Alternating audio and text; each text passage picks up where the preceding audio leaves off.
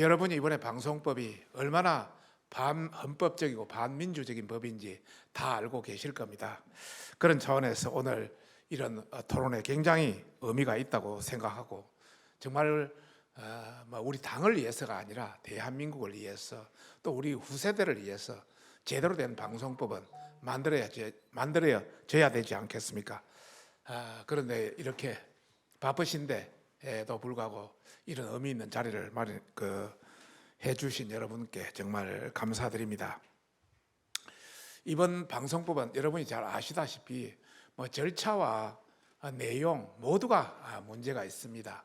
이런 절차상에 여러분이 충분히 언론을 통해서 공지는 됐습니다만은, 전반적으로 이런 법안이 통과되려면은 과학기술방송통신위원회 과방위 전체 회의를 열어서 거기에 의견을 수렴해야 되는데, 그런 전체 회의 일정이라든지 내용이라든지 이런 걸 사전 간사 간에 합의를 해야 됩니다. 그런 걸 하지 않고 일방적으로 통보해서 통과를 시켰고, 또 전체 회의가 끝나고는 법안 소위라고 있습니다. 법안 소위도 전체적인 의견이라든지 법에 대한 여러 가지 문제점 이런 것도 토의가 돼야 되는데, 그런 것도 그냥 일방적으로 통과시켰고요. 거기에 의해서 이제 통과시킨 법을 법사위에 올렸는데, 법사위에 전체적으로 한 60일 정도 머물게 되어 있는데, 60일 끝나고 나니까 법사위에서 바로 상임위로 보내버렸습니다. 그 사이에 이제 안건조정위원회라 있는데, 90일 동안 수기를 하기 위해서 안건조정위원회라는 게 있습니다. 그 90일 정도 수기해서 충분히 국민의 의견을 들으라는 그런 절차가 있는데, 2시간 반 만에 그냥 끝내버렸습니다. 그리고 법사위에 올라가서 다시 법사위에서 60일 여러 가지 이제 위원장이라든지 이런 서로의 그게 안 맞아서 60일 지나니까 바로 상임위로 내리보내서 상임위에서 법사위 거치지 않고 직회부로 그냥 지금 본회의에 올라가 있는 그런 상황입니다. 이렇게 지금까지 어떤 절차와 다른 자기들 마음대로의 어떤 그런 방송법 절차를 거쳤다, 이런 내용을 말씀드리고 싶고, 저희들한테 유리하게 방송법 개정을 하지 않습니다.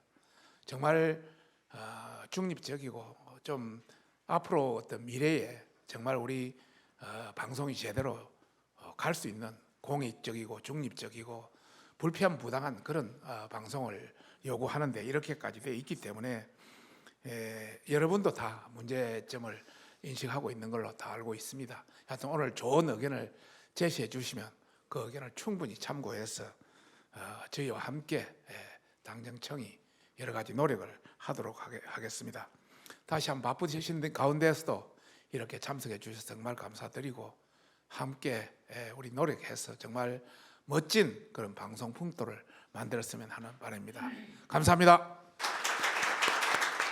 민주당이 통과시키려고 하는 이 방송법 개정안을 한마디로 표현하면 저는 양두구육법, 표리부동법, 감언이설법이라고 명명해도 지나치지 않다고 생각을 합니다. 양의 머리를 내걸고 개고기를 파는 것과 마찬가지로 공영방송의 정치적 독립을 지켜준다는 명분을 내세워서 정치권의 영향력은 조금 줄이는 대신에 민주노총 산하의 언론노조의 영향력을 극대화해서 공영방송을 영구 장악하려는 속셈을 숨기고 있기 때문입니다. 공영방송의 정치적 중립이란 특정 정치 세력뿐만 아니라 언론노조와 같은 특정 집단의 영향력에서도 벗어나야 한다는 것은 명백한 일입니다. 내용을 좀 보시면요, 우선 이사수의 부적절성입니다. 21명으로 내린다 그랬는데, 우선 하나씩 말씀드리면, 이게 이사가 일률적으로 2배 이상 늘어나면 비용도 모두 늘어나지만 이 인건비뿐만 아니고 지원 인력들이 2~3명씩 붙죠. 공간 붙죠. 시간 늘어나지. 그동안 국회나 우리 언론이나 학계나 시민단체에서 공정방송 상대로 해가지고 방만하다고 얼마나 이야기했습니까? 줄이라 그러고 쇄신하라 그러고, 본인들은 사실은 이게 2배 이상 늘리겠다는 거예요. 뚜렷한 이유도 없이. 근데 기본적으로는 있습니다. 이 회의가 대부분의 회의체들이 뭐냐면 5명에서 많아봐야 12명 전후입니다. 이게 21명으로는 회의가 잘 집중적으로 얘기가 안 된다는 겁니다. 세계적으로. 잘 아시겠지만 우리 방송통신위원회가 5명이지 않습니까? 방통위가 5명이잖아요, 예체가. 방송통신심의위원회가 9명입니다. 선거관리심의위원회 또 9명입니다. 대부분의 기업체들에서 일반 공공기관의 이사들이 5명에서 12명 구조입니다. BBC, 일본 NHK 모두 12명입니다. 무슨 얘기냐면 이 21명 구조로 회의 집중도나 운영의 효율성 때문에 안 된다는 얘기입니다. 이게.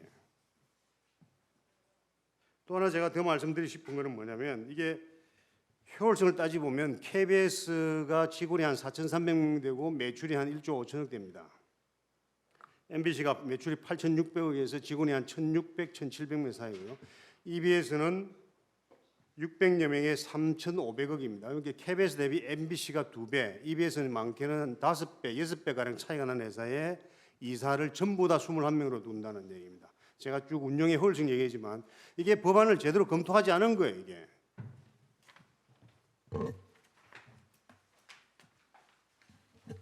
자, 그다음에 이제 아까 우리 박성준 의원께서 말씀하신 이 21명 이사의 편중성, 이거 정말 세계적으로 유례를 찾기 힘든 매우 희한한 구조인데 한번 조목조목 따져보겠습니다. 아까 말씀하신 국회에 5명의 이사 추천권을 주면 의석수에 따라서 3대2가 됩니다. 그러니까 민주당이 야당이 3이 되고 국민의힘이 2명이 되겠죠. 잘 기억 한번 해두시고 봅시다. 그다음에 공영방송 내에 있는 시청자위원회에 4명의 이사 추천권을 줍니다. 이 시청자위원회 얼핏 보면 이게 시청자위원들이 뭐 시청자를 대변하는 것처럼 보이지만 이 시청자위원 추천권이 뭐냐면 KBS는 KBS 사장이 합니다. MBC는 MBC 사장하고 MBC 언론노조 MBC 지부가 합니다. EBS 같은 구조고요. 무슨 얘기냐면 이 MBC 사장, KBS 사장이 다 언론노조 핵심 간부 출신들입니다.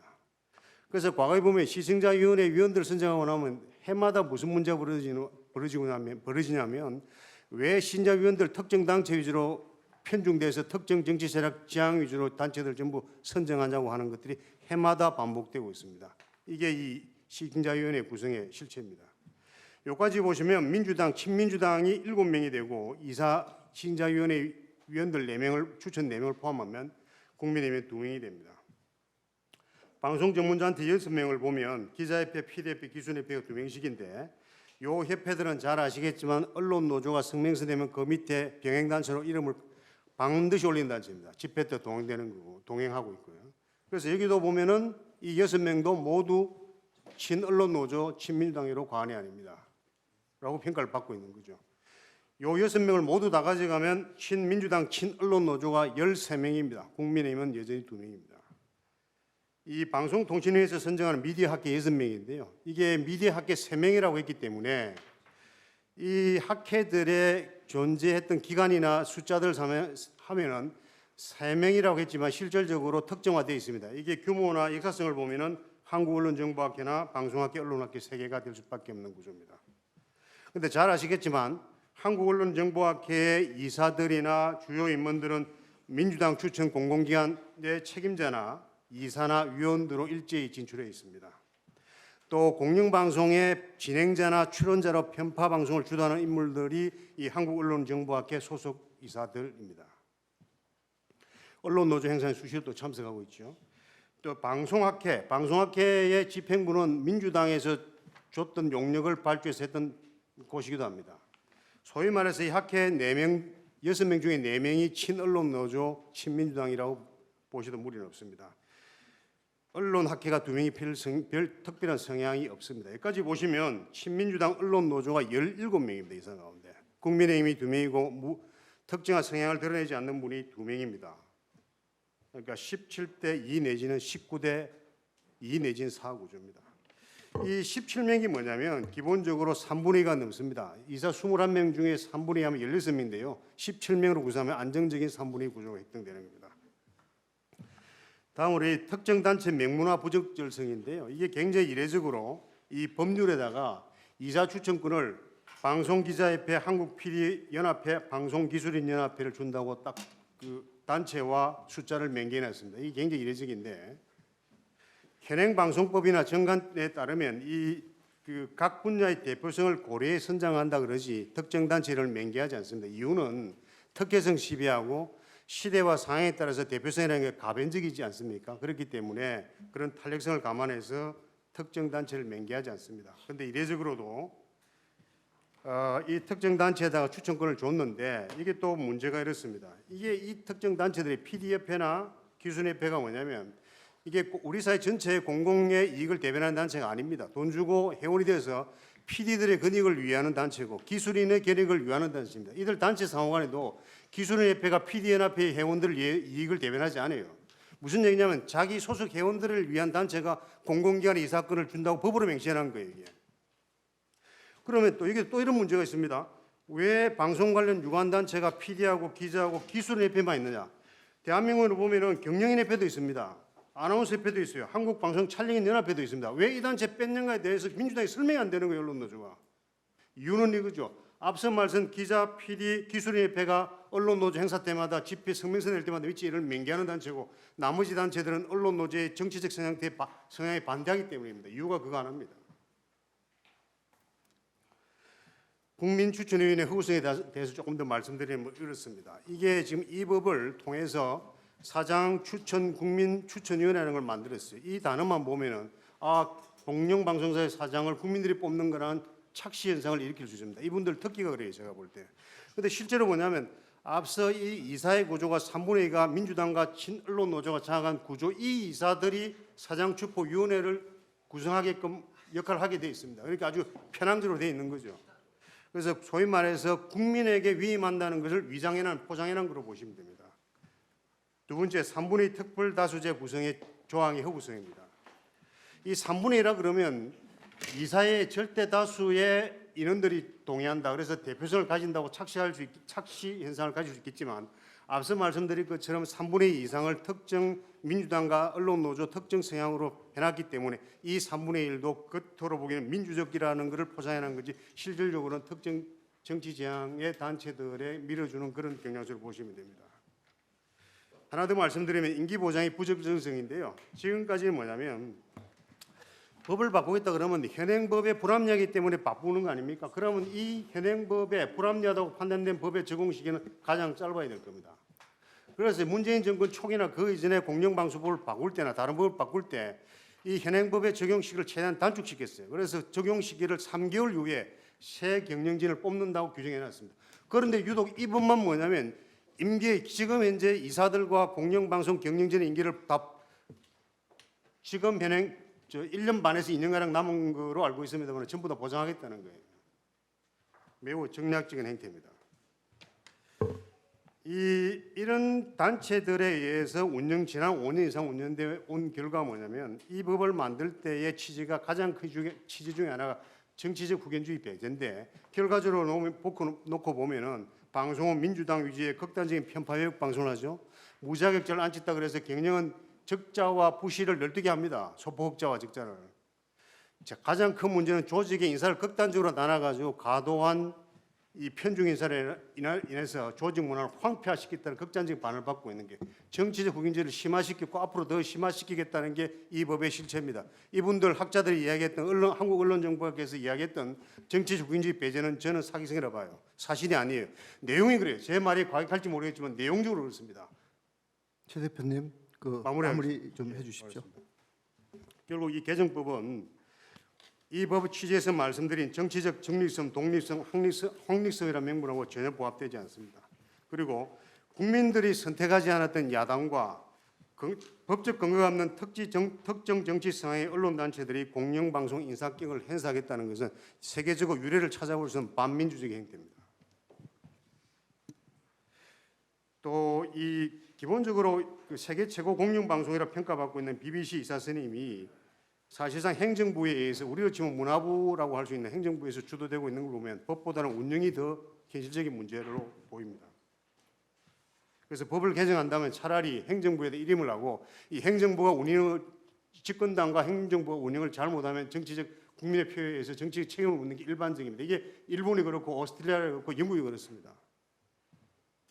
사실 이 법이 마무리하겠습니다. 민주당에서 이야기하는 국민 편익을 위한다 그러면 지금 현재 법 바꿔야 될 시급한 그 부분들이 1960년대에 만들어진 낡은법을 모태한 이 법들, 그 이용자 편익 제고들, 제재 부분들, 방송 산업에 대한 부분들, 한국 문화 제고 보호라는 측면들에서 이 법을 근본적으로 뜯어고쳐야 되고 이행자 편익 위주 산업보호라는 측면으로 접근해야 될 겁니다.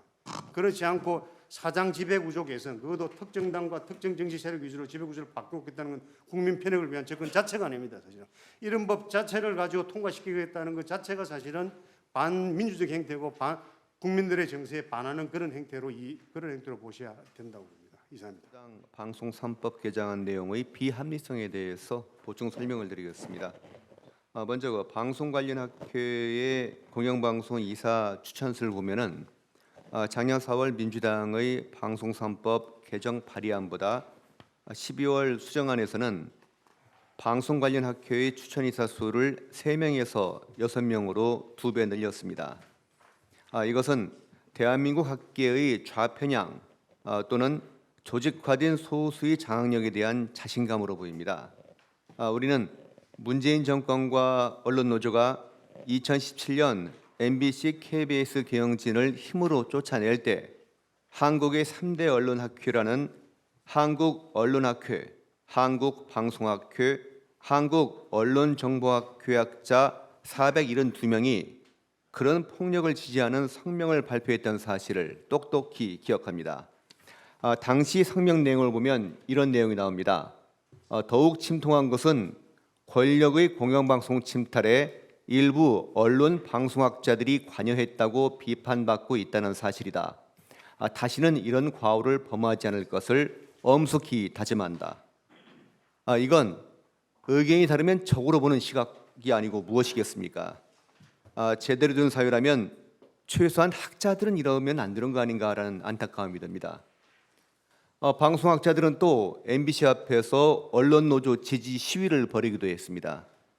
향후 한국방송학계의 이념적 편향성이 해소되기 전까지는 이들이 추천하는 인사들의 성향도 편향성을 피할 수 없을 것으로 봅니다. 민주당이 방송 3법 개정 수정안은 발의안보다 시청자위원회의 이사 추천 수를 3명에서 4명으로 늘렸습니다. 그런데 MBC를 보면 박성재 사장 때인 2020년 사규를 개정해서 시청자위원 선정위원회라는 것을 만들었습니다. 이 시청자위원 선정위원회는 사측 4명, 노조 측 3명으로 구성했습니다. 사측이 그러면 주도할 것 같죠? 네, 아닙니다. 의결에 과반수가 아닌 5분의 3, 즉 4.2명의 찬성이 필요하도록 만들어 놓았습니다. 따라서 MBC에서는 시청자위원을 뽑을 때 사측 대표가 전원 찬성해도 안 되고 반드시 노조의 동의를 얻어야 임명할 수가 있습니다. 그렇게 뽑은 시청자위원들이 박문진 이사 4명을 추천한다면 어떤 사람들을 추천할지 불을 보듯 뻔합니다. 박문진 이사 21명 가운데 무려 6명을 추천한다는 방송기자연합회, 한국PD연합회, 한국방송기술인연합회는 언론노조와 구성원들이 상당 부분 겹쳐서 초록 동색이라는 비판을 받고 있습니다. 이를 의식한 세계단체 회장들이 작년 12월 국회에서 기자회견을 열고 자신들은 친민주당, 친언론노조 집단이 아니라고 반박하는 촌극을 빚었습니다. 그런데 양만희 방송기자연합회장은 민노총 언론노조 SBS 본부에서 공정방송 실천위원장을 맡았던 사람입니다. 최지원 PD연합회장은 언론노조 KBS 본부에서 교육문화국장을 지냈고 이종화 방송기술인연합회장은 언론노조 MBC 본부 대의원을 지낸 사람입니다. 따라서 이상과 같은 조직들이 공영방송 이사들을 추천하고 그 이사들이 사장을 선임한다면 MBC, KBS, EBS는 앞으로 영원히 언론노조의 손아귀에서 벗어날 수 없을 것입니다. 민주당은 여기서 더 나아가 자기들이 새로 도입하겠다던 특별다수제를 홀만 남게 만들었습니다. 사장 선임 투표가 2번 이상 부결되면 결선 투표를 실시해 다수 득표자를 사장으로 뽑도록 방송 3법 개정안을 수정했습니다. 그러면 지금 공영방송 이사들이 다수결로 사장을 뽑는 것과 다를 게 없습니다. 특별다수제란 다수파가 소수파를 설득하고 타협하라는 뜻에서 도입하는 것인데 2번 부결되면 다수결로 정하겠다.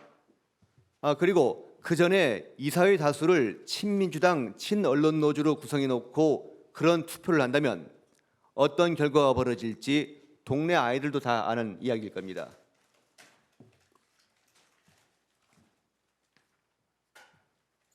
이사회에 복수의 사장 후보자를 추천한다는 사장 후보 국민추천위원회도 사전에 후보들을 정리하고 투표 방법을 어떻게 정하느냐에 따라 무용지물이 될 가능성이 큽니다. 그 MBC의 경험인데요.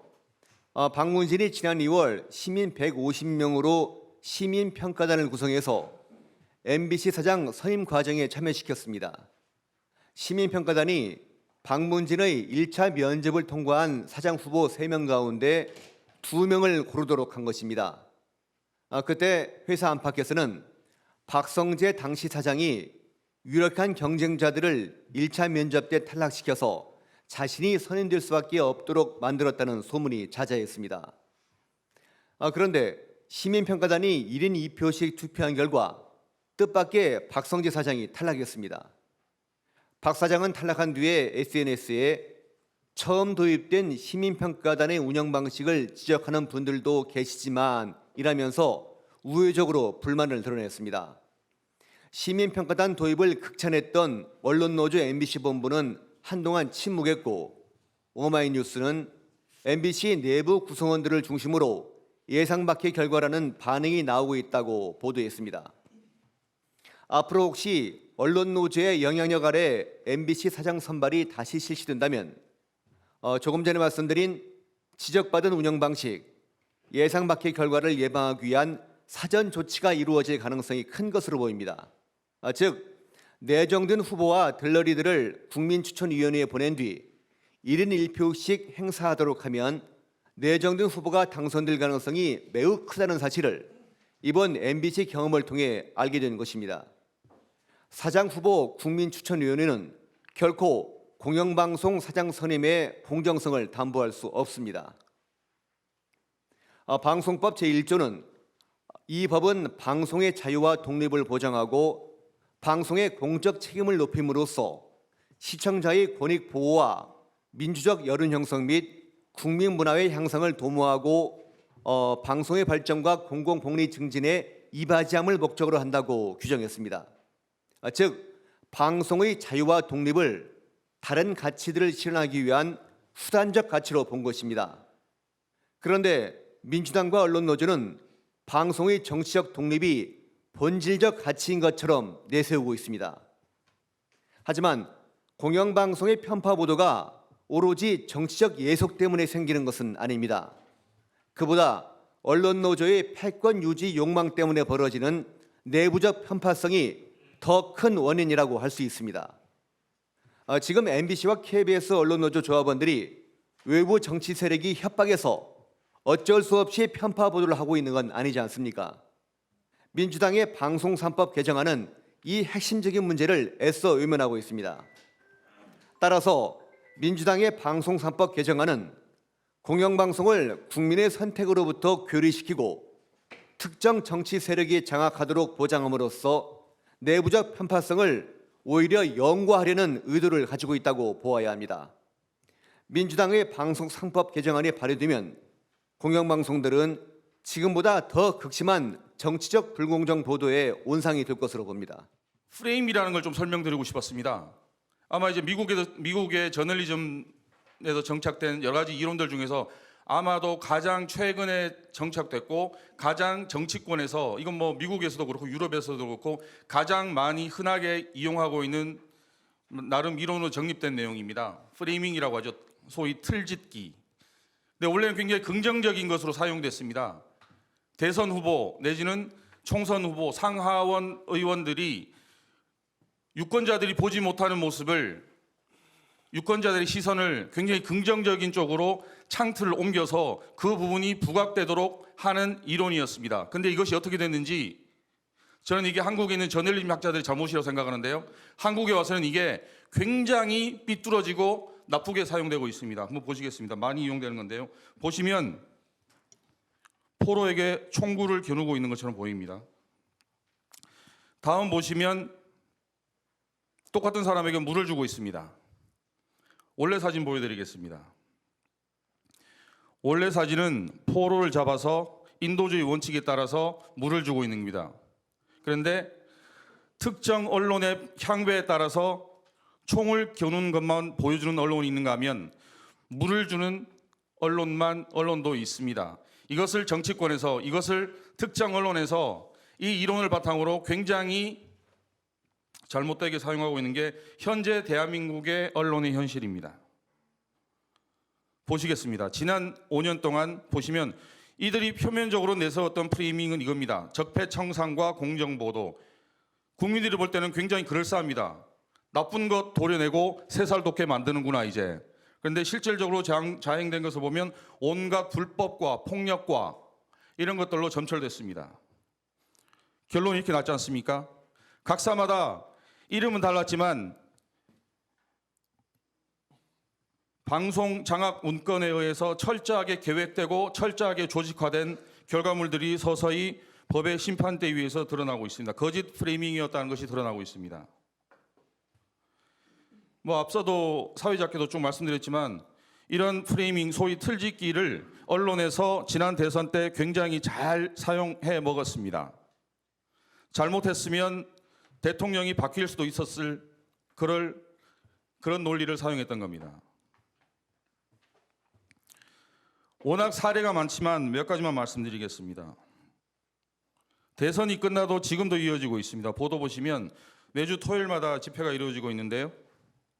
이런 식으로 프레이밍화를 합니다. 굉장히 두드러지게 윤석열 대통령이 굉장히 나쁜 사람이고 굉장히 나쁜 짓을 했고 그래서 퇴진해야 된다. 소위 말해서 악마화 프레임을 언론이, 방송이 하고 있는 겁니다.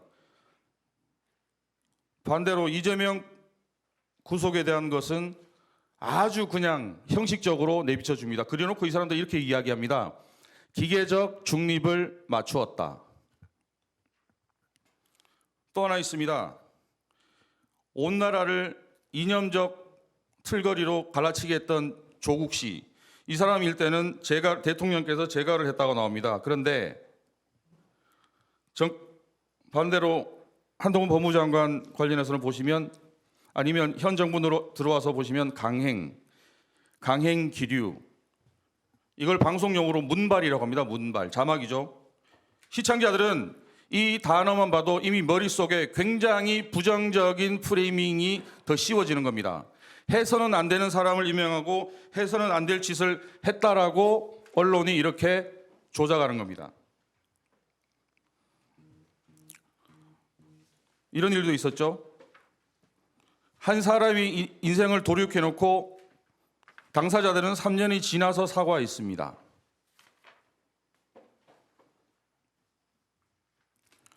가장 최근에 있었던 일이죠.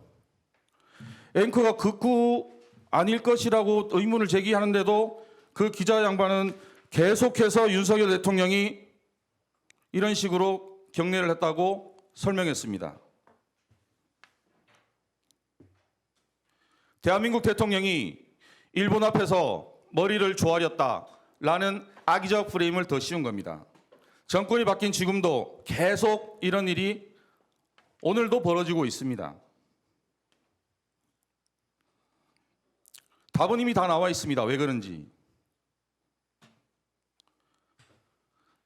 정치권은 이런 언론하고 협조해서 정치 권력을 계속 유지하려고 하는 것이고요. 언론 권력은 계속해서 사내 권력을 유지하고 이것을 이어가려고 하는 것입니다. 그 맥 중에 하나가 최근에 나온 말도 안 되는 방송법 개정안이라는 것입니다. 복잡할 것도 하나도 없습니다. 목적은 그럴싸한 거 내세웠습니다. 공영방송의 정치적 독립 어쩌고 저쩌고 내세웠는데 실질적으로는 우리 편을 늘리겠다는 것이죠. 읽어드리겠습니다. 정권의 향배와 완전 무관하게 언제든지 민주당과 이념적 가치를 공유하는 정파성 짙은 외부 단체들의 조력으로 공영방송 이사회 과반을 거뜬하게 넘겨 구조적 우위를 점해 KBS와 MBC 등 공영방송 사장 선임과 조직 장악력을 확대해 보도와 프로그램 편향성을 바탕으로 여론 지배력을 높여가겠다는 것. 이겁니다. 이걸 위해서 악법에 악법을 더하고 누더기에 누더기를 만들고 있는 것입니다. 뭐 여러 가지 문제점들은 앞서 여러분들께서 다 말씀해 주셨기 때문에요. 넘어가고요. 이런 궁금증이 들었습니다. 왜 그러면은 과반을 넘기기 위해서 아까 말씀 쭉 하셨지만 언론 관련 학회, 그 다음에 소위 현업인 단체라고 참칭하시는 분들, 그럼 이분들이 들어가야 되죠? 저는 모법에 이렇게 구체성 있게 사람들을 집어넣는 걸 본 적이 없습니다. 해외에도 이렇게 하지 않습니다. 그러면 공영방송이 표출되는 TV 브라운관을 만드는 삼성전자나 LG전자도 추천권을 가져야죠. 그리고 왜 신문방송과 교수님들만 여기에 추천할 수 있습니까? 법학자는 안 됩니까? 판사는 안 됩니까? 검사는 안 됩니까? 회계사, 변호사, 변리사 왜 안 되는지 설명이 되어야 됩니다. 자, 마무리해 주세요. 네. 다행히 시간 잘 맞춘 것 같습니다. 결론 말씀드리면 이 부분은 그겁니다. 이 사람들이 이거 만드신 분들이 아마 저보다는 저널리즘 공부를 좀 덜 하신 것 같은데요. 해외 미국의 FCC나 영국의 오프콤, 일본의 총무성 등도 이런 국민의 생활에 중차대한 영향을 미치는 법을 만들 때는 전국 순회를 합니다. 무슨 말씀이냐면 수기 과정을 거친다는 얘기입니다.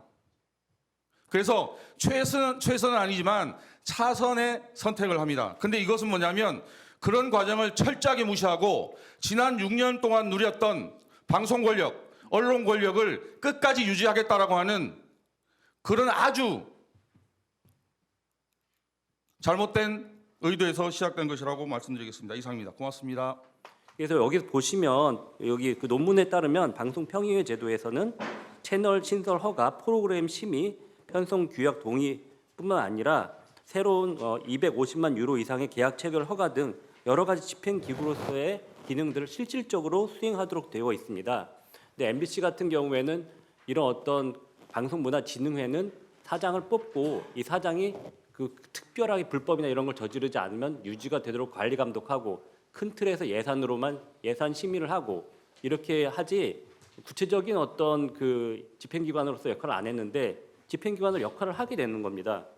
그 이런 평의회 제도를 도입한다는 것은 그런 각 세력들 예를 들어서 아까 말씀드렸던 방송기자연합회라든지 방송기술인연합회라든지 뭐 언론인 학회라든지 이런 사람들을 실질적인 정치적인 힘을 갖고 있는 힘의 존재를 인정을 하고 이 힘의 대표자들이 와서 직접적으로 공영방송을 지배해라 이런 뜻입니다. 그렇기 때문에 저희는 이거 반대를 하는 것이고요. 이게 들어오게 되면 어떤 식으로 되냐면은 결국은 사회 각계각층의 이해관계를 다 프로그램에 넣는 바람에 실질적으로 저희가 주식회사로서 드라마나 예능에서 콘텐츠 경쟁력을 잃어버릴 수밖에 없다. 그래서 독일 평의회 같은 경우에서는 이 평의회 제도가 들어가 있는 방송사는 모두 공영방송이고 여기는 모두 수신료로 운영이 됩니다.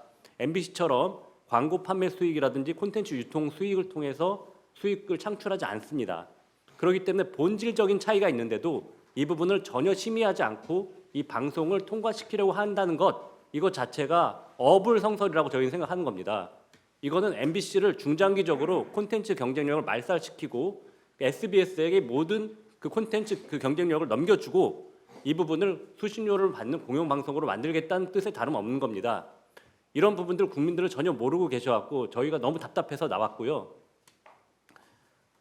저기 MBC랑 KBS 상황은 전혀 다르다는 말씀을 드리고 KBS는 만약에 문제가 생기면 수신료로 100% 운영하면 됩니다. 왜냐하면 공영방송은 필요하기 때문에. 그렇지만 MBC는 그냥 사라지는 겁니다. 그래서 지금 저희 뒤에 표들이 있는데 SBS가 벌써 매출이 1조가 넘었습니다. 저희는 8천억 대고요. 수익은 저희의 2배 혹은 3배에 달하고 있습니다. 영업이익이.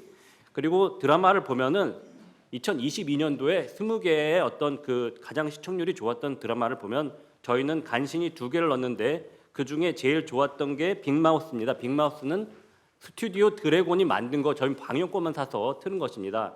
저희는 못 넣고 있습니다. 이 안에. KBS도 하나도 없죠. 나머지는 다 SBS랑 TVN, CJ 대기업들이 다 논아가지고 있습니다.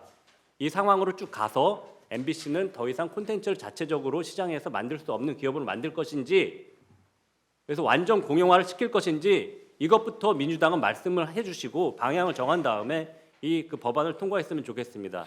제 발표를 마치겠습니다. 저는 텔레비전은 소나기라고 한다면 라디오의 시사 프로그램은 저는 가랑비라고 봅니다. 소나기는 잠시 피할 수 있지만 가랑비 옷젖으면 이거 참 피할 방법이 없습니다. 제가 KBS만 한 예를 들어서 한번 보겠습니다. KBS 라디오 편성표를 한번 보면 어떻게 되어 있냐면요. 아침 7시부터 밤 12시까지 6개 시사 프로그램이 있습니다. 시간으로 따지면 9시간입니다. 여러분 잘 아시는 대로 아침 7시 20분부터 9시까지 최경영의 최강 시사를 합니다. 1시간 40분. 오전 11시가 되면 뉴스 브런치라고 또 있습니다. 오후 낮 12시 점심 먹고 나면 최영일의 시사본부라고 해서 1시간 40분짜리 시사 프로그램을 또 합니다. 4시에는 홍사원의 경제쇼, 5시에는 주진우의 라이브가 2시간 합니다. 밤 10시가 되면 김성환의 시사야라고 하는 시사 프로그램이 있습니다. 그렇게 해서 이제 아침부터 밤 12시까지가 17시간인데 이 중에서 9시간이 시사 프로그램이고 이 시사 프로그램의 대부분이 저는 불공정 편파 방송을 하고 있다. 이렇게 보는 겁니다. 그러니까 라디오를 틀면 버스를 타던 택시를 타던 온통 종일 불공정 방송을 우리가 들을 수밖에 없다. 구체적인 예를 한번 보겠습니다. 최경영의 최강시사. 보통 라디오 시사 프로그램은 통상 이렇게 합니다. 1시간짜리, 2시간짜리라고 한다면 앞 시간에 한 20, 30분 정도는 오늘의 뉴스를 해설해 주고 그 뒤에 이제 전문가들을 뭐 정치인들을 부르든지 해서 한 서너 명을 부르기도 하고 앞에 20, 30분을 누가 어떤 뉴스를 골라서 전해주느냐 하는 것이 대단히 중요합니다. 최경영의 최강시사는 우리 자료집 보면 55페이지부터 시작입니다. 오늘 아침 가장 뜨거운 뉴스 매일 출연합니다. 민동기 고발뉴스 기자가 전해줍니다. 김민하 평론가는 미디어스 기자이면서 민노당 상근 직원 출신입니다. 두 사람이 나와서 오늘의 가장 뜨거운 뉴스를 골라서 해설을 해줍니다. 자, 11시 뒤에 하는 뉴스 브런치, 뉴스픽, 오늘의 뉴스를 선정해서 논평을 해줍니다. 매일 하는 코너입니다. 월요일은 변호사, 화요일은 한겨레 신문 박다혜 기자, 수요일은 시사일의 임지영 기자. 임지영 기자는 최근에 무슨 얘기를 했느냐면 4.3 명예교사의 첫 수업, 첫 고백, 참사 이후 9년 세월호를 기억하는 방법들, 이런 아이템을 주로 얘기합니다. 목요일은 조성실 평론가. 이 사람은 누구냐면 정치하는 엄마들의 공동대표입니다. 정의당 선대위 대변인 출신입니다. 금요일은 한겨레 신문 박다혜 기자가 나와서 뉴스를 해설해주고 논평을 합니다. 다 아시겠죠? 무슨 얘기인지. MBC 신장식의 뉴스 하이킥, 임경빈 힐마우스 대표가 나와서 매일같이 뉴스 해설을 해줍니다. 힐마우스는 누굽니까? 좌파 유튜버입니다. 장성철, 장윤선, 오마이뉴스 기자입니다. 장윤선은. 장성철을 참칭 보수 패널이라고 그러는데 더 아프게 국민 여당을 공격합니다. 박지원, 이원주가 매주 수요일 날 나옵니다. 고수를 만나다. 김종대 월요일 날 나옵니다. YTN 뉴스킹 박지훈입니다. 똑같습니다. 김수민 민노당 출신이 매일 아침 나와가지고 화요일 날 금요일 날 나와서 방송을 뉴스를 해설해주고 김환 한겨레 기자가 수요일 날 목요일 날 나옵니다. 그럼 이 사람들이 이 프로에만 나오는 거냐? 그렇지 않습니다. 돌아다니면서 방송을 합니다. 지금 들으신 대로 누구는 어디 나오고 중복되는 사람들 많이 있죠? 얼마나 중복되는지 한번 봤습니다. 장성철, 장윤선 오마이뉴스 기자는 월요일은 MBC 뉴스 하이킥, 신장식의 뉴스 하이킥, 화요일은 KBS 주진우 라이브, 수요일은 뉴스킹 박지훈입니다. 그러니까 이 사람들이 그런 시각을 가지고 이 방송 저 방송 다니면서 아침 점심 저녁으로 일주일 동안 같은 목소리로 떠들고 있는 거예요. 예, 마무리 부탁합니다. 네. 김한 한겨레 기자도 마찬가지입니다. 자, 앞서서 보신 대로 출연자들이 하나같이 좌파 성향 인사들이죠. 한겨레 신문, 오마이뉴스, 아니면 미디어오늘, 시사인, 뉴스타파, 민노당, 정의당, 좌파 유튜버. 하루 종일 이 사람들이 떠드는 말에 가랑비 옷 젖는다는 식으로 사람들은 인식을 그렇게 하게 되겠죠. 그러면 정부 여당은 무조건 뭔가를 잘못하고 있고 비판적인 생각을 가질 수밖에 없는 것이죠. 공영방송 빨리 국민품으로 돌려줘야 됩니다. 이상입니다. 결국 이 개정 법안의 문제는 그 첫째로 이제 현상 유지다. 언론 노조가 지배하는 그 공영방송의 현 상태를 그대로 유지하는 건데, 사회제도로서 공영방송이 추구해야 할 그 통합과 다양성을 지금 구현하지 못하고 정치 갈등을 만들어내는 그 정치 수단이 되어버린 그 현재의 그 공영방송 상황이 그냥 지속되는 문제가 있다라는데 이제 가장 큰 문제가 있겠습니다. 이제 그 공영방송의 필요성, 지속 가능성에 대해서 어떤 의문이 나오고 제도 개선이 요구되는 상황에서 현상 유지로 나아감으로써 제도 개혁을 거부하는 것이 아닌가라는 비판일 수 있겠습니다. 두 번째로 공적 책무 수행에 대한 감독의 문제가 있는데, 결국 이제 공영방송의 경우 이제 본질적인 내용으로서 이제 공공성 확보를 위해서 책무 수행이 이제 관리 감독이 되는 그런 문제가 있는데, 노영방송 체제의 현상 유지로 간다면 이제 이런 관리 감독의 문제가 좀 있다. 그러니까 이제 공적 책무 수행 부분은 좀 우리가 제대로 살펴보지 않고 그냥 스킵해서 넘어가는 거에 이제 개정 법안에 좀 문제가 있다라고 볼 수가 있겠습니다. 세 번째로 이제 공영방송의 사유화. 그러니까 현재 그 정치 지형을 그대로 방송사 내의 정치를 그대로 현상 유지하기 위해서 하는 그런 제도라는 이제 비판들은 결국 이제 노영방송을 연구하는 법안이다라는 이제 비판으로 결국 이어질 것입니다. 그래서 결국 이는 그 공영방송의 어떤 사용화되는, 그래서 공영방송 사유화 기획이다라고까지 우리가 비판할 수 있겠습니다. 공영방송이 하나의 사회적 제도인 측면에서 봤을 때 방송사 내 그 특정 정치 지향에 집단을 위임하게 되는 결과에 이르는 것은 존재 이유를 이제 몰각하는 것이다라는 비판이 있겠습니다. 마지막으로 이제 미디어 제도 개선의 장애 문제인데요. 이렇게 현상 유지에 머무는 노영방송의 문제는 결국 전반적인 미디어 제도 개선의 발목을 잡고 있겠습니다. 우리가 공영방송의 역할을 좀 더 분명히 하면서 영역 조정해서 제도를 개선할 때 우리가 이제 민영방송 및 다른 미디어와의 관계를 재정립함으로써 어떤 정책 방향이 전반적으로 다시 재정리될 시점에서 이런 그 공영방송 제도 개선이 어떤 중단됨으로써 어떤 전체적인 전반적인 제도 개선에서 좀 발목을 잡는 것이 아닌가라는 그런 우려가 있을 수 있겠습니다. 결론적으로는 공영방송 제도의 사용화를 통한 공영방송의 사유화라는 것으로 이제 문제가 결론을 지을 수 있겠습니다. 입법 진행 사항은 뭐 지금 현재 국힘 측에서 이제 헌재에 4월 14일 날 권한쟁의 심판을 청구를 했는데 그 부분이 어떤 결론이 나올지는 좀 지켜봐야 될 것 같습니다. 결론적으로 이제 공영방송의 사유화의 어떤 영향이라는 것이 이 다공영 체제에서 공적 자금이 투입되는 공영 매체의 거버넌스 구성에 대한 논의에 영향을 미칠 거라고 보여집니다.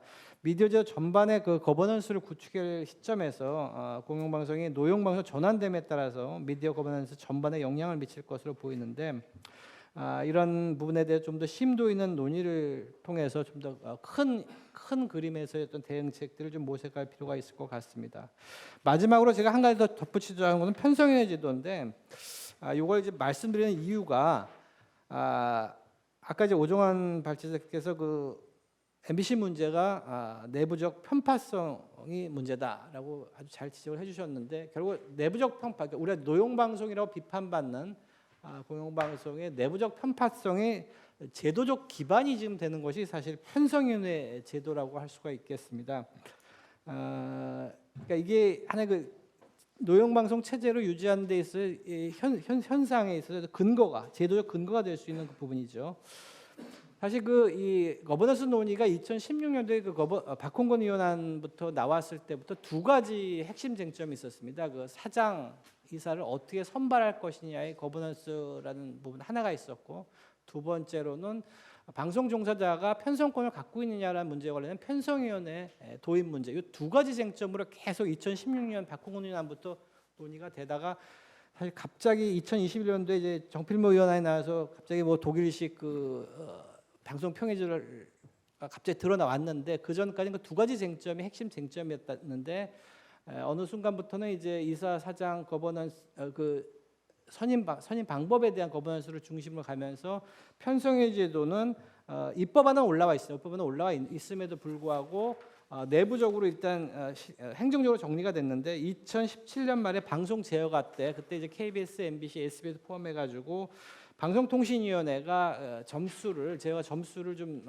낮게 주면서 제어가 조건으로 편성위원회를 자치적으로 만들어라라고 어떤 조건을 부과됐습니다. 그 이후에 2018년 3월에 지상파 방송 3사가 노사 협약을 하죠. 그래서 편성위원회를 도입하기로 하고 각 사별 노사 협약으로서 2018년 하반기부터 편성위원회가 제도적으로 제도화가 돼 있습니다. 제도가 됐는데 여기는 이제 세 가지 쟁점이 있죠. 편성의 제도라는 것은 방송법만의 문제는 아니고 헌법 문제, 노동법, 그다음에 방송법 세 가지 분야가 엮여 있습니다. 그래서 이 분야의 가장 큰 핵심 쟁점이 다퉈진 게 2012년 MBC 파업 사태와 해서 소송이 3건이 있었는데 그 재판에서 아마 굉장히 첨예하게 다뤄졌죠.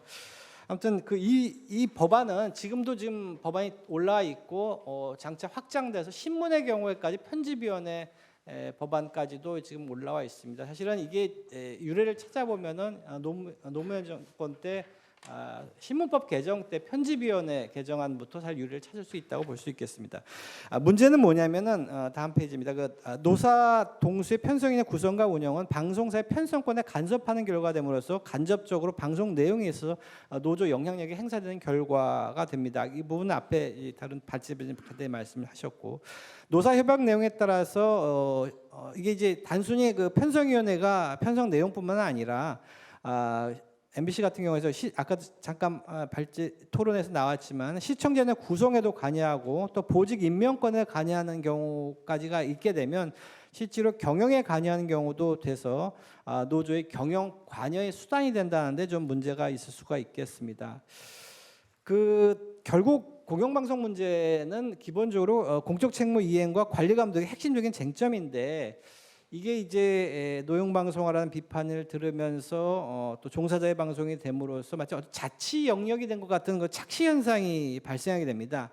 그러니까 이게 민영방송이라면 모르겠는데 공영방송의 경우에 있어가지고 공적 책무의 책임 수행이 요구되는데 과연 이렇게 될 경우에 있어 이 책무 수행에 대해 제대로 관리 감독을 할 수 있을 것이냐라는 그런 문제들이 제기가 될 수 있겠고 이것이 책임 문제를 형해화하는 경우가 된다면 결국 공영방송에 특권을 내려놓는 등 지위 변경까지도 요구를 할 수 있는 것이 아닌가라는 그런 문제를 제기할 수 있겠습니다.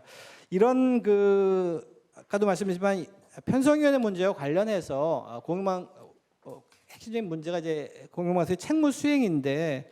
이게 이제 점차 확장되는 가운데 있음을 우리들이 잘 알게 될 것입니다. 이게 편성위원회가 입법으로 강제한다는 법안은 지금 나와 있고 아까도 말씀드렸지만 신문에까지 확장된 경향이 있는 측면이라 보면은 공영방송 제도의 앞으로의 논의 방향에 있어 가지고는 이 부분에 대해서는 좀 더 깊이 있는 논의와 검토가 좀 필요할 것으로 보입니다. 결론을 말씀드리면 우리가 노영방송이라는 문제를 제기하는 것은 결국은 공공성 책무의 수행과 관련된 부분입니다. 그래서 그 부분을 우리가 신중하게 생각해야 될 것이고 이것이 마치 종사자 방송이 되면서 자치형이 된 것 같은 그런 상황이 됨으로써 공적 책무 수행이 어려워지고 또 이 문제가 계속해서 공영방송 제도 문제에서 핵심 쟁점이 됨으로써 미디어 전반적인 제도 개선 논의에서 발목을 잡는 현상들, 앞으로 못 나가는 현상들이 있는데 이 부분에 대해서는 우리들이 좀 깊이 있게 더 생각을 해봐야 될 거라고 생각합니다. 이상입니다. 지금 여기서 이사 추천 권한을 가지고 있던 무슨 방송협회나 기자협회나 이런 들이 과연 그분들이 정치적인 중립성, 객관성, 전문성을 가지고 있는 단체들인가? 저는 지난 수년간을 지켜보면서 전혀 아니라고 생각합니다. 지금 우리나라뿐만 아니라 미국도 지금 이 메인스트림 미디어의 어떤 정치적인 편향성 내지는 어떤 정치 진영의 선정 기구화가 두드러지게 진행이 됐는데 우리나라도 그것은 예외가 아니라고 생각이 됩니다. 하나 제가 이게 토론회에서 적었는데 2014년 문창극 후보의 총리 낙마 사태가 굉장히 상징적인 사건이라고 저는 생각을 합니다. 그때 문창극 총리 후보가 교회에서 교인들을 대상으로 강연을 하면서 조선이 망한 이유와 그다음에 식민 지배 시대 때 우리나라 이 민족이 연해주가 살면서 어떻게 생활하는지에 대해서 선교사가 발언한 내용을 책에 쓴 내용을 완전히 180도로 반대로 정말 악의적으로 보도를 했습니다. 근데 그 보도를 한 사람들이 그 해, 그 달과 그 해에 기자상 무슨 뭐 온갖 방송 그 언론 단체가 주는 상을 휩쓸었어요. 그거 진짜 학자로서 기자로서 양심이 있으면 그 강연 동영상을 다 보신 사람이면 절대 그렇게 할 수가 없습니다. 그게 정치 세력의 어떤 자기가 어떤 목적을 가지고 정치 세력에 도움을 주거나 또는 자기가 속한 집단의 이익을 위한 게 아니라면은 그렇게 할 수는 없습니다. A라고 한 걸 완전히 B라고 발언했다고 보도를 한 거거든요. 그래서 저는 정말 그걸 보면서는 좀 그 전문가 집단이라는 사람들의 어떤 양식에 대해서 환멸을 좀 느꼈던 사례고, 특히 제가 이제 KBS 이사의 재직 중에 정권 교체가 이루어지면서 동료였던 강규영 이사가 기자들에게 어떻게 사적인 린치를 당하면서 쫓겨나는 과정을 생생히 목격을 했습니다. 근데 그 당시에 한국의 아까 말씀드린 3대 방송 관련 학회라고 하는 데서 대부분의 사람들이 서명한 수백 명이 지지 성명을 냈는데 그게 수년간의 법정 투쟁을 통해서 어떤 만행이 저질러졌는가에 대해서 다 밝혀졌는데 사과한 사람 한 명도 없습니다. 그런 학회들이 과연 정치적 중립성, 객관성, 전문성을 보장하는 단체인가요? 전혀 아니라고 생각합니다. 그래서 이거는 제 명분은 그렇게 내세웠지만은 실질적으로는 방송을 영구 장악하기 위한 어떤 시도라고밖에 볼 수 없기 때문에 이것은 반드시 저지되어야 된다 그렇게 생각이 되고요.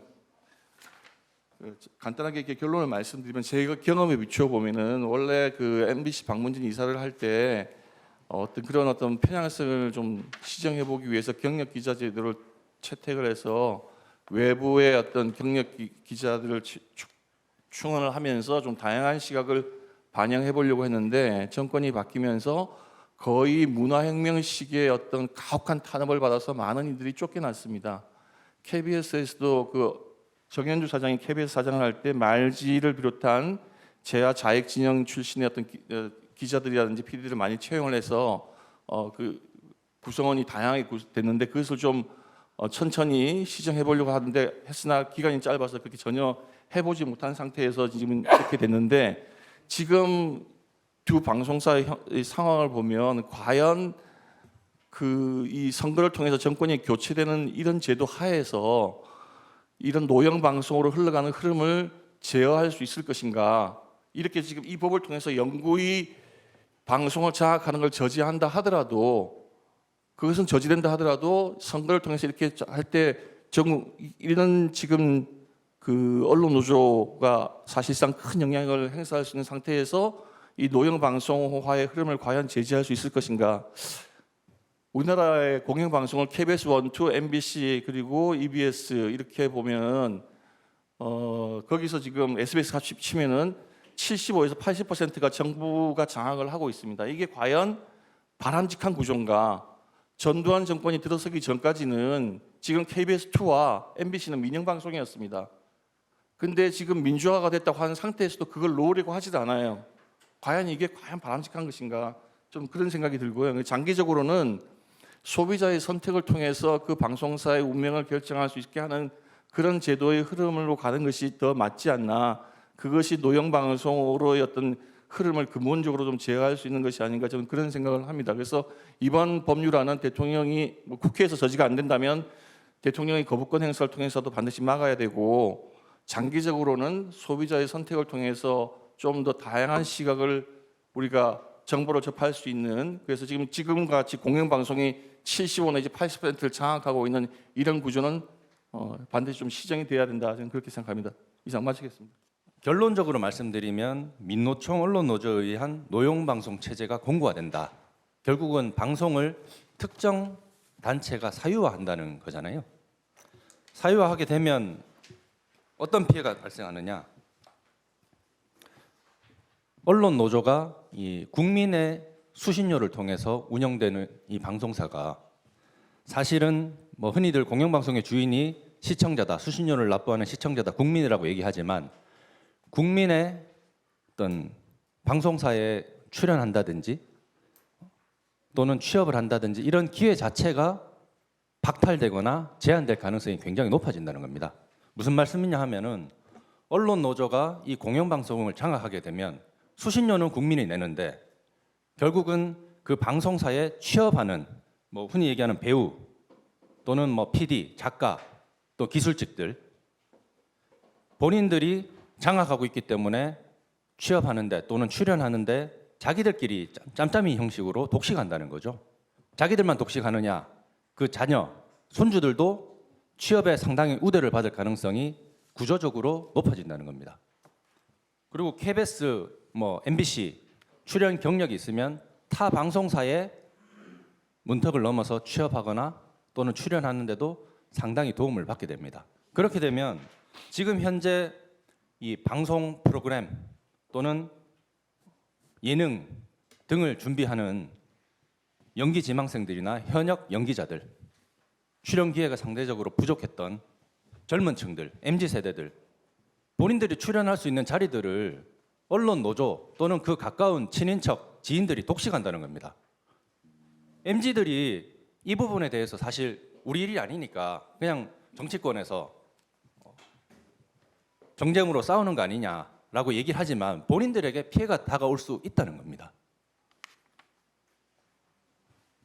언론 노조에 의해서 이 공영방송이 특정 단체에 의해서 장악이 되면 사실은 시청자, 국민이 납득할 수 있는 방식으로 채용이라든지 섭외라든지 또는 운영, 또 돈이 어디 쓰이는지 다 감시 감독이 돼야 되지만 자기들끼리 알아서 처리하는 외부 감시 견제를 받지 않는, 결국은 돈은 시청자들이, 국민이 내는데 혜택은 특정 단체 출신들, 친인척들, 지인들이 자기들끼리 다 해먹는 그런 상황이 된다는 거죠. 우리 흔히 족벌 경영이라고 하는 기업 내에서 낙하산 인사, 외부 감시 감독 기관 이사회나 감사들이 있지만은 벌어지는데, 이 공영방송에서 이런 일이 벌어진다면은 더 심각해진다는 거죠.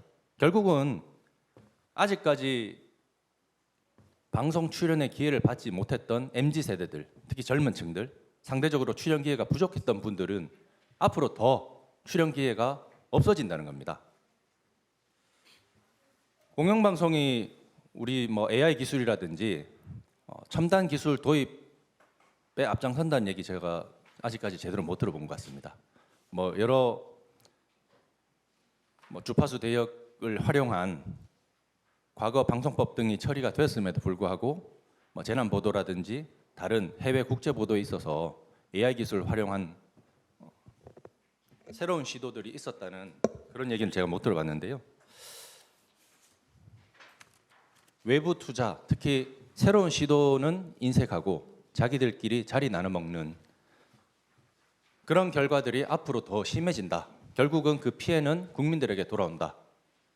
출연하고 싶은 방송 출연의 꿈을 안고 살아가는 젊은 출연을 희망하시는 MZ들, 젊은 배우 지망생들에게 피해가 불 보듯이 예산되기 때문에 이 국민 피해를 막기 위해서 우리 헌법주의자인 윤석열 대통령께서 반드시 거부권을 행사해야 된다라는 말씀을 드리고 싶고요. 제가 자료에는 여러 가지 복잡한 얘기를 써놨는데 다들 복잡하게 말씀을 하시니까 밖에서 봤을 때 결국은 젊은이들의 꿈과 기회를 박탈하는 이런 위험을 방지하기 위해서 이 법안 토론회가 진행된다라는 말씀을 꼭 드리고 싶습니다. 예, 이상입니다.